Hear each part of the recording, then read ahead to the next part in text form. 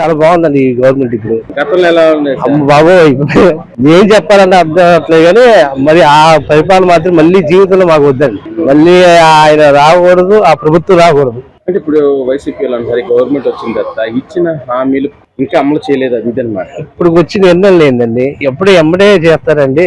ఒకటొకటి చేసుకోవద్దు. గ్యాస్ బండ్లు ఫ్రీ ఇచ్చారు మొన్న మూడు బండ్లు. ఒక బండ అయిపోయింది, రేపు నుండి ఇంకో బండ.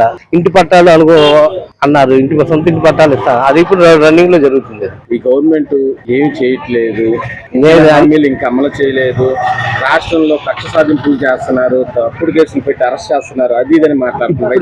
ఇప్పుడు ప్రభుత్వం అంట ఎవరిని అరెస్ట్ చేశారు అది చెప్పాలండి. అలాంటి ఏం లేవు. ఈ గవర్నమెంట్ ఏమంటే పేదవాళ్ళకి శుభ్రం చూద్దామనే ఆలోచనలో వచ్చారు కానీ పక్కన వాళ్ళని మళ్ళీ లోపల వేయాలి, ఆ పాత ప్రభుత్వంలో మనం ఉండాలి అనే ఆలోచన లేదు ఈ ప్రభుత్వానికి. సార్, ఈ రోజు అమరావతికి డెవలప్ చేయడంపై మీకు ఎలా అనిపిస్తుంది? బాగుందండి, బిల్డింగ్ కూడా బాగు చేస్తారు. అప్పుడేమో చెత్త పెద్ద పెద్ద చెట్లు మునిగిపోయి ఆ బిల్డింగ్ అంతా తుప్పు పెట్టేసి ఉన్నాయి.